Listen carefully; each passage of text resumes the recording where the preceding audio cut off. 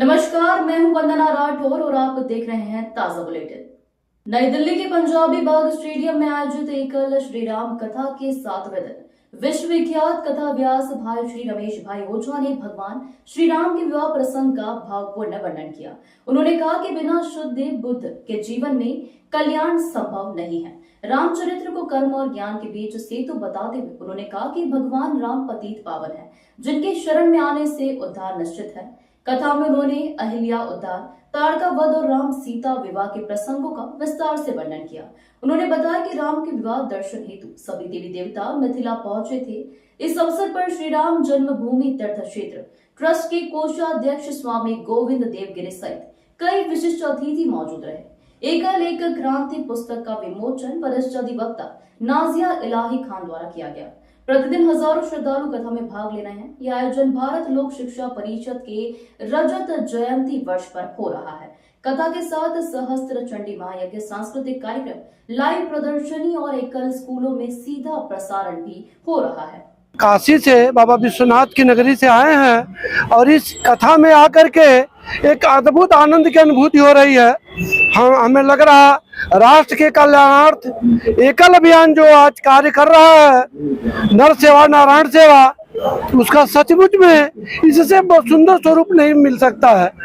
यहाँ पर प्रत्येक व्यक्ति जिस तरह से तन मन धन से लगा है समाज के अंतिम व्यक्ति की सेवा के लिए, वह अपने आप में विश्व में अद्वितीय है, अद्भुत है और हमें गर्व है कि हम इसके अंग हैं और इससे जुड़े हुए हैं। दिल्ली के जो एकल के टीम है, सदस्य हैं, जो ट्रस्टी हैं, उनके प्रति भी विनम्रता से हम नमन करते हैं, उनका वंदन करते हैं। जो इतनी सुंदर व्यवस्था इन्होंने किया है, इसके लिए पूरा हमारा एकल परिवार आभारी है, ऋणी है। सभी को वंदन है, नमन है। जय हिंद, जय भारत। सभी को एकल प्रणाम। हम लोग काशी से आए हैं। मैं भारत लोक शिक्षा परिषद वाराणसी चैप्टर का अध्यक्ष हूँ। मेरा नाम राजीव अग्रवाल है और यहाँ आके बहुत ही सुखद और अच्छा अनुभव हो रहा है, क्योंकि इतने वृहद रूप से और इतने तन मन धन से ये कार्यक्रम हो रहा है, इतने मन से हो रहा है कि पूरा बहुत ही पूरा एटमॉस्फेयर जो है बहुत अच्छा है, एकदम पूर्ण एटमॉस्फेयर है और यहाँ पे आके बहुत ही अच्छा लग रहा है। एकल के बारे में क्या कुछ कहना चाहिए? हम तो एकल से पिछले 10 साल से जुड़े हुए हैं और एकल जो कार्य कर रहा है वो कार्य शायद दुनिया में कोई भी और संस्था नहीं कर रही है। और एकल से जुड़ना मतलब कि आप अपने को प्रभु से थोड़ा सा और पास रखना। तो हम बहुत सौभाग्यशाली हैं कि हम एकल से जुड़े हुए हैं। सभी को एकल प्रणाम। ये मेरा अत्यंत सौभाग्य है कि मैं एकल जैसे संस्थान के साथ जुड़ी हूँ। पहले मैं एक खाली दानकर्ता या सहयोगकर्ता के रूप में जुड़ी थी। पिछले कुछ वर्षों से मेरा ये सौभाग्य है कि मेरे को एक वॉलंटियर के थ्रू अपनी सेवा देने का मौका प्राप्त हुआ।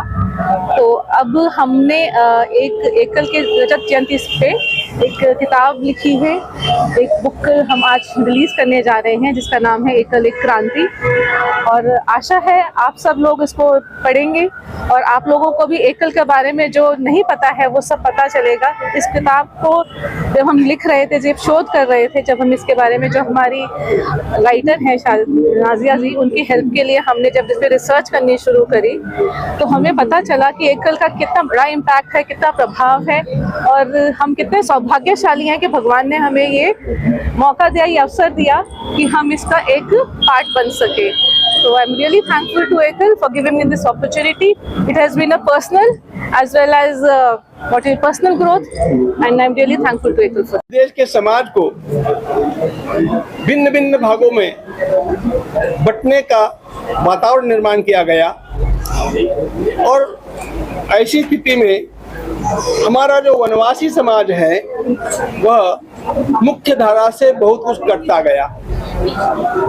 परिणामतः अनेक विदेशी लोगों ने आकर के उनका शोषण भी किया, उनको धर्मांतरित भी किया।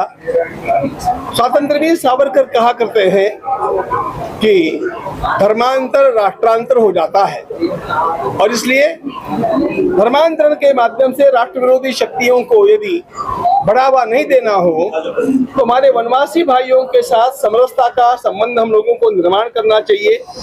और यह प्रेम से करना चाहिए, उनकी आवश्यकताओं को पूर्ण करके भी करना चाहिए। इसका संज्ञान लेकर के जिस एकल अभियान का आरंभ हुआ उसके बारे में मुझे अपार आदर है और भारत की समरसता निर्माण करने के लिए यह अभियान सर्वाधिक योगदान दे रहा है, यह हमारा अनुभव है। अत्यंत बड़ा हमारा वर्ग वनवासी लोगों का है, उनको मुख्य धारा में जोड़ना यह बहुत बड़ी चुनौती थी। इसके बाहर कैसे निकले ये प्रश्न था। एकल विद्यालय के माध्यम से इसका उत्तर हम लोगों को मिला और उसका परिणाम भी हमने देखा। एकल के कार्यकर्ता समाज के लोगों को जोड़ करके और उन्हें न केवल एकल विद्यालय के लिए दान देने हेतु प्रवृत्त करते हैं, बल्कि उनको लेकर के वन यात्रा करते हैं। वनवासियों के साथ उनको घुलते मिलते रहने का एक अवसर मिलता है।